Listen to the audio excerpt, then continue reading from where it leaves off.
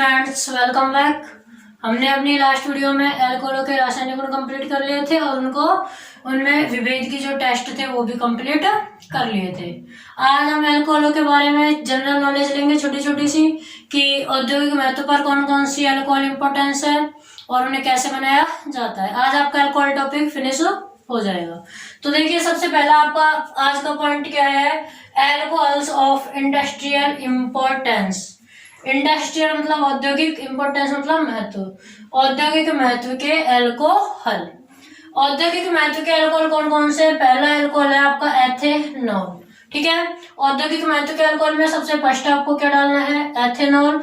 Ethanol में आपको लिखना है कि इसका रासायनिक सूत्र C2H5OH होता है। इसे अन एल्कोहल भी कहते हैं। क्या कहते हैं? अन एल्कोहल। क्यों कहते हैं अन एल्कोहल? क्योंकि औद्योगिक स्तर पर इसे स्टार्च युक्त खाद्य पदार्थों के किण्वन से बनाया जाता है। इससे बनाया जाता है स्टार्च युक्त खाद्य पदार्थ, जिसमें स्टार्च हो, ऐसे खाने वाले खाद्य पदार्थों से बनाया जाता है। इसीलिए एथेनॉल का दूसरा नाम क्या होता है? अन एल्कोहल भी होता है। मैम, स्टार्च क्या होता है? तो आपने कई बार सुना होगा चावल का मांड। सुना होगा चावल का मांड, जिससे में हम क्या करते हैं? कपड़ों में कलप देने का यूज में हम उसको लेते हैं। वो जो चावल का मांड होता है वो स्टार्च ही है। स्टार्च को हम खाने के काम में भी लेते हैं। स्टार्च अपने क्या होते हैं? कार्बोहाइड्रेट होते हैं। स्टार्च क्या होते हैं? कार्बोहाइड्रेट। या अपने जो ग्लूकोज होती है ना, ग्लूकोज के बहुत सारे अणुओं को मिला दे, ठीक है, तो स्टार्च बन जाती है। स्टार्च का फॉर्मूला वगैरह सब कुछ देखेंगे हम यहाँ बहुत इजी वे में आपके लिए, एक ट्रिक के माध्यम से आपको ये बनाई है। एथेनॉल बनाना है हमें, किससे बनाना है? स्टार्च से। स्टार्च से एथेनॉल बनाना बहुत टफ रिएक्शन है, जिसको आपके लिए ट्रिक से बताएंगे। देखिए, टफ है लेकिन आपको क्या लगेगी? इजी। ट्रिक है बहुत अच्छी, हंसना नहीं है, बस पढ़ना है। देखो क्या है ट्रिक आपकी। सबसे पहले देखो किससे बनाना है? स्टार्च से। ध्यान से देखना, यही ध्यान होना चाहिए, समझ में नहीं आएगी वरना।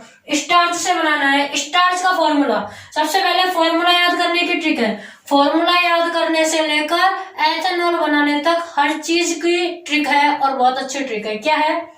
देखो, कार्बोहाइड्रेट ऐसे होते हैं, C होगा, H होगा और क्या होगा? O। ये होते हैं कार्बोहाइड्रेट में, ग्लूकोज, फ्रक्टोज सब में यही होता है। स्टार्च का फॉर्मूला होता है 6 का 1 नॉट 5 का।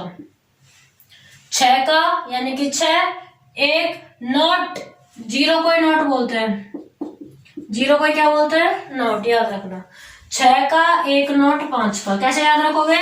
देखो, कार्बन 6, हाइड्रोजन कितने? अगर भूल गए तो कि स्टार्च के फॉर्मूले में हाइड्रोजन कितने आते हैं, भूल गए तो क्यों? क्योंकि ग्लूकोज भी पढ़ेंगे अभी हम, ग्लूकोज का फॉर्मूला भी पढ़ेंगे, माल्टोज का फॉर्मूला भी पढ़ेंगे। माल्टोज क्या है? एंजाइम में होता है एक तरह का, बताएंगे। और शर्करा, स्टार्च का भी शर्करा काफी आएगा। तो कैसे याद रखेंगे? भूल गए तो नहीं भूलोगे। कैसे नहीं भूलोगे? देखो, स्टार्च का फॉर्मूले में ये याद रखना है 6 का 1 नॉट, 1 नॉट यानी कि हाइड्रोजन 10 आते हैं इसमें हाइड्रोजन कितने आएंगे? 10। 6 का 1 नॉट 5 का, 6 का 1 नॉट ये हो गया और नॉट किसका? 5 का। 6 का 1 नॉट 5 का, ये आपके क्या हो गई? स्टार्च। क्या हो गई? स्टार्च। ठीक है, याद रखोगे कैसे? 6 का 1 नॉट 5 का। अभी आगे ट्रिक तो बाकी है, सिर्फ इतनी नहीं। देखो, ये है आपकी स्टार्च। स्टार्च के हमने ले लिए जैसे 2N अणु। कितने ले लिए? 2N अणु। क्यों लिए? पता लगेगा। देखो, स्टार्च में आपको क्या करना है? जल मिलाना है। स्टार्च में क्या करना है? H2O, जल मिलाना है। चूंकि स्टार्च के 2N अणु लिए हैं तो इसके भी N अणु ले लो। ठीक है भाई, N अणु ही लिए हैं, 2 आगे लगा दिया तो 2N अणु का मतलब क्यों? क्योंकि 2 से इनको मल्टीप्लाई करके आपका नेक्स्ट बनेगा। देखो क्या बनेगा वो आपका, सबसे पहले जो बनेगा वो बना देते हैं। देखो क्या बनेगा, कार्बन कितने हो जाएंगे? 6 दूनी 12, N है, आगे लगा दो N को, तो कार्बन कितने हुए? 12। हाइड्रोजन कितने हो गए? 10 दूनी 20, 20 और 2 22। हाइड्रोजन कितने हो गए? 22। ऑक्सीजन 5 दूनी 10, 10 और 1 11। यही बने। तो याद क्या रखना है, 6 का 1 नोट 5 का दारू मेरी जिंदगी। ट्रिक आपकी क्या होगी, देखो ट्रिक आपकी छोटी सी है, 6 का 1 नोट 5 का दारू मेरी जिंदगी। ट्रिक आपकी क्या है यहाँ, 6 का 1 नोट 5 का, फिर क्या है, दारू मेरी जिंदगी। बस ये याद रखना, इससे आपकी पूरी रिएक्शन हो जाएगी, एथेनॉल बन जाएगी। क्या याद रखना है, 6 का 1 नोट 5 का दारू मेरी जिंदगी।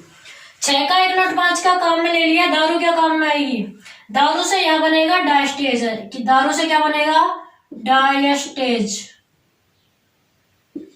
Diastase enzyme. डायस्टेज क्या होता है, एक एंजाइम होता है, क्या होता है, एंजाइम। एंजाइम लिखना जरूरी नहीं है, बस आपको बताया है। डायस्टेज क्या होता है, एंजाइम। एंजाइम हम इसके लैंग्वेज में लिखा देंगे, रहने दो। तो आपको याद रखना है, 6 का 1 नोट 5 का जल के साथ क्रिया करेगा, किस एंजाइम की उपस्थिति में, डायस्टेज एंजाइम की उपस्थिति में, डायस्टेज एंजाइम की उपस्थिति में। कैसे आया, 6 का 1 नोट 5 का दारू, दारू से डायस्टेज, ठीक है। फिर बना क्या, मेरी से याद रखना है जो बना, ये जो फॉर्मूला होता है ये किसका होता है, माल्टोज का। किसका होता है, माल्टोज। माल्टोज भी एक एंजाइम भी है, ठीक है, एक एंजाइम भी होता है माल्टोज, और क्या है, एक कार्बोहाइड्रेट भी है, ठीक है। तो डायस्टेज एंजाइम की उपस्थिति में क्या बना लिया, माल्टोज बना लिया, फर्स्ट स्टेप हुआ, ये आपका फर्स्ट स्टेप है। सेकंड में आपको क्या करना है, आपका माल्टोज बना, एन अणु है माल्टोज के। माल्टोज के कितने अणु है, एन। तो एन अणु है तो हमें एन में से 2 ही अणु काम मिलेंगे, कितने अणु, 2।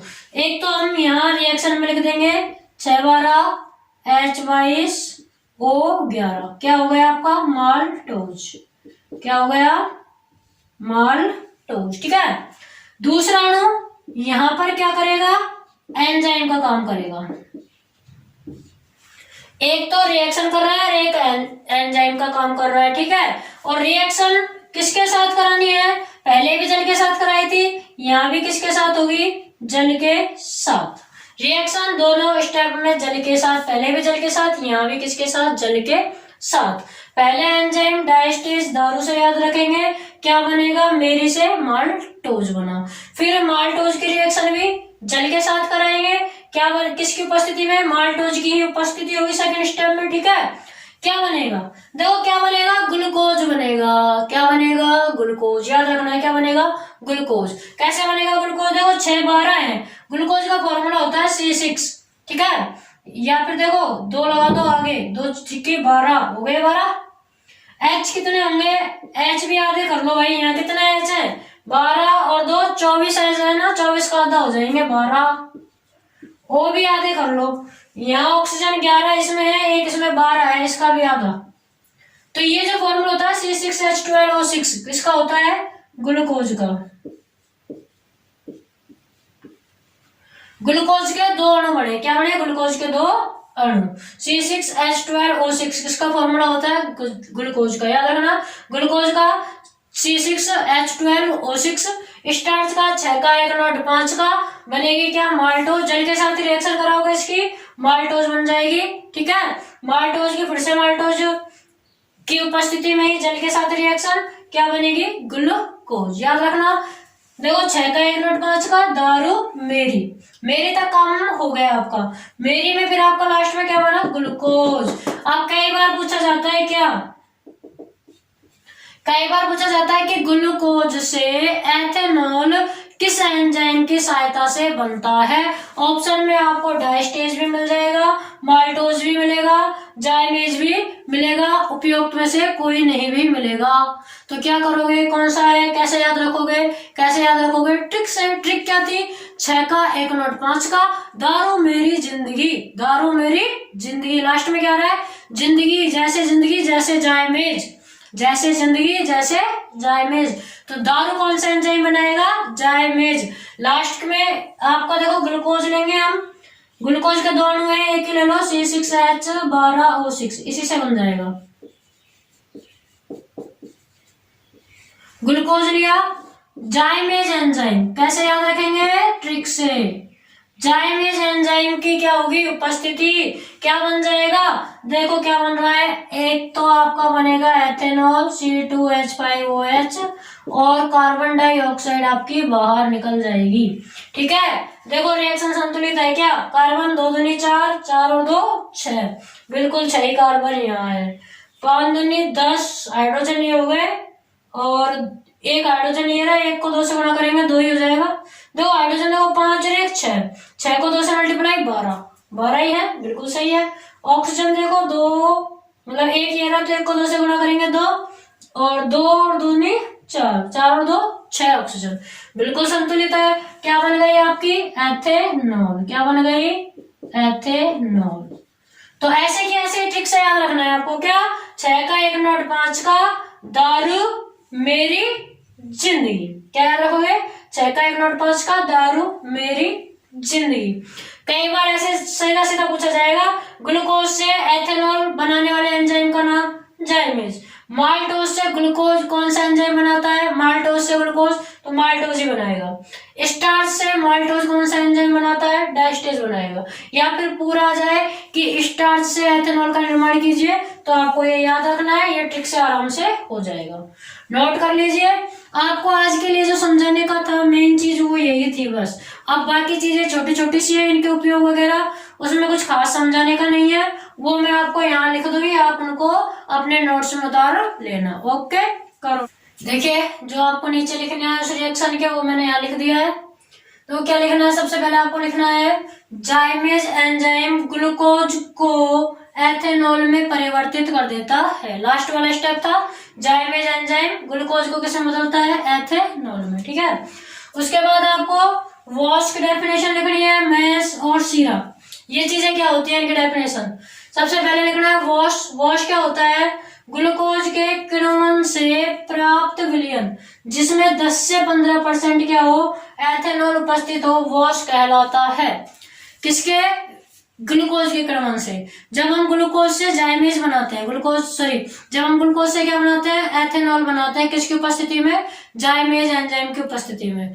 तो उस ग्लूकोज के किण्वन से या बनाने की जो प्रक्रिया है उसमें एक ऐसा पदार्थ प्राप्त होता है जिसमें 10 से 15% अल्कोहल की मात्रा होती है। ठीक है, वह क्या कहलाएगा, वॉश कहलाएगा। 10 से 15% एथेनॉल की मात्रा हो ऐसा पदार्थ क्या कहलाएगा, वॉश कहलाएगा। मैश क्या होगा, जब स्टार्च युक्त खाद्य पदार्थ हो। स्टार्च युक्त खाद्य पदार्थ क्या होते हैं, याद रखना चाहो तो जैसे आपके स्टार्च युक्त खाद्य पदार्थ हैं जौ, और आपका अनाज जो है कौन सा, गेहूं, जो गेहूं चने ये जो अनाज है ना आपके, ये सारे क्या है, स्टार्च युक्त है, इनमें स्टार्च पाया जाता है। जो में बहुत अधिक मात्रा में डायस्टेज एंजाइम होता है, सबसे पहले डायस्टेज एंजाइम यूज में लिया था ना, तो वो डायस्टेज एंजाइम जो में पाया जाता है। ठीक है, तो जब स्टार्च युक्त खाद्य पदार्थ जैसे जौ गेहूं चना के छोटे छोटे टुकड़ों को क्या करें, उच्च ताप एवं दाब पर भाप में गर्म करते हैं, मतलब कि जो धुआं उठती है ना उसमें गर्म करें, तो स्टार्च व जल का तो क्या बनेगा, जो आपके स्टार्च है ये जो गेहूं आदि इनके छोटे छोटे टुकड़े होते हैं ना स्टार्च, तो स्टार्च का और वो जो भाप दोगे आप उस थोड़ा सा जल मिलेगा, स्टार्च और जल का एक मिश्रण बनेगा। ठीक है, मिश्रण का कलर कैसा होता है, दूधिया बनी होता है, दूध के जैसा मिश्रण प्राप्त होता है, जिसे क्या कहते हैं, मैश कहते हैं, जिसे क्या कहेंगे, मैश। ये डेफिनेशन याद रखनी है आपको, बस थोड़ी बहुत समझाने का नहीं है इसमें। शीरा क्या होता है, शीरा गन्ना या चुकंदर देखा है आपने, गन्ना या चुकंदर से हम क्या करते हैं, शर्करा बनाते हैं। शर्करा एक तरह से चीनी होती है, क्या होती है, चीनी। तो गन्ने या चुकंदर के रस से शर्करा बनाते हैं, और शर्करा बनाने के बाद में जो शेष पदार्थ बच जाता है कैसा बचता है, कैसे कलर का, भूरे रंग का होता है। भूरे रंग का द्रव पदार्थ जो बचता है उसे क्या कहेंगे, शीरा।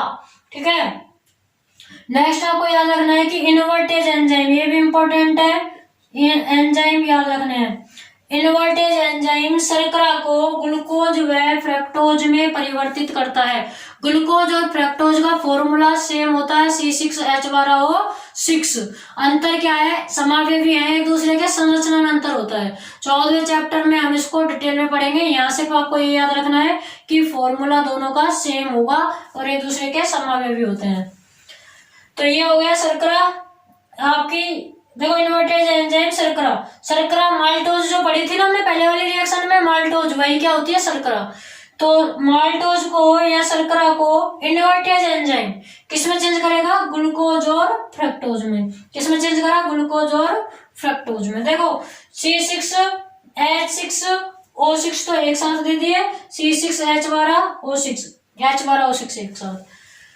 भाई वहां हमने पढ़ा था पहले वाले रिएक्शन में, आपकी स्टार्च के बाद माल्टोज था C12H22O11, यही है माल्टोज। माल्टोज हमने क्या लिया था, एंजाइम लिया था, और आपके पास दो ग्लूकोज के अणु बने थे, दो ग्लूकोज के अणु बने थे ना। माल्टोज से ग्लूकोज तो बनाएगा माल्टोज एंजाइम, याद रखना। माल्टोज से ग्लूकोज तो कौन बनाएगा, माल्टोज एंजाइम। जबकि माल्टोज से ग्लूकोज और फ्रक्टोज, मतलब कि दो बार अगर इसको अलग अलग बनाए ग्लूकोज और फ्रक्टोज, तो फिर वो इन्वर्टेज बनाएगा। क्या बनाएगा, इन्वर्टेज। ये ध्यान रखना है, एक जैसे से ये कंफ्यूज मत होना। कितना सा अंतर है कि माल्टोज और शर्करा तो एक ही बात है। अगर यहाँ इन्वर्टेज एंजाइम है तो आपको अलग अलग लिखने हैं, ये एक ग्लूकोज होगा और एक क्या होगी, फ्रक्टोज। और अगर यहाँ पर क्या हो जाए, माल्टोज एंजाइम लिख दिया जाए, तो आपको दोनों अणु किसके बनाने हैं, ग्लूकोज के। ठीक है ना, ये अंतर है बस। तो यहाँ याद रखना, शर्करा क्या कर रहा है, इसने ग्लूकोज और फ्रक्टोज बना दिया। ठीक है, माल्टोज को ग्लूकोज में माल्टोज एंजाइम द्वारा परिवर्तित। कंफ्यूजन ना हो इसलिए दोनों चीजें लिख दी हैं कि माल्टोज में अगर इन्वर्टेज एंजाइम है तब तो ग्लूकोज और फ्रक्टोज अलग अलग बनेगी, और अगर माल्टोज को ग्लूकोज में यही एंजाइम परिवर्तित कर रहा है तो फिर आपको क्या होगा, मतलब ग्लूकोज बनेगी। ठीक है, क्या अंतर है, इन्वर्टेज एंजाइम तो अलग अलग बना रहा है ग्लूकोज और फ्रक्टोज, जबकि अगर यहाँ माल्टोज एंजाइम लोगे तो फिर सिर्फ ग्लूकोज के ही दोनों बनेंगे, ये ध्यान रखना है। तो कंप्लीट है, उतार लीजिए इसको। फिर दो चार छोटी सी और चीजें हैं वो लिखवा लेते हैं, कर लो नोट। नेक्स्ट हेडिंग क्या है आपकी, परिशोधित अल्कोहल। परिशोधित अल्कोहल क्या होती है, यदि एथेनॉल ले हम कितने 95.5%, 95.5% तो हमने एथेनॉल ले लिया, 4.5% उसमें क्या मिला दिया, पानी। तो ऐसी अल्कोहल जो होगी क्या कहलाएगी, परिशोधित अल्कोहल। ठीक है, फिर है पावर अल्कोहल। पावर का मतलब शक्ति, ऐसी अल्कोहल जिसमें ज्यादा शक्ति हो। तो देखो पेट्रोल और बेंजीन या ईथर, क्या करेंगे हम, पेट्रोल लेंगे, पेट्रोल में बेंजीन या ईथर डालेंगे, और क्या डालेंगे, एथेनॉल। ठीक है, पेट्रोल में बेंजीन या ईथर में से कोई एक चीज और एथेनॉल, तीनों चीजों को मिला देंगे। तो तीनों चीजों को जब मिलाएंगे तो क्या होगा, शक्ति का उत्पादन होता है, पावर बनती है। क्या बनती है, पावर। और ऐसी जब ऐसा जो विलयन होगा या इस प्रकार प्राप्त जो एथेनॉल होगी वो क्या कहलाएगी, पावर अल्कोहल। ठीक है, पावर अल्कोहल क्या होगी, पेट्रोल में बेंजीन और ईथर के साथ एथेनॉल मिला देंगे तो वह एक कैसी अल्कोहल बन जाती है, शक्ति उत्पादित करने वाली अल्कोहल बन जाती है, जिसे पावर अल्कोहल कहते हैं।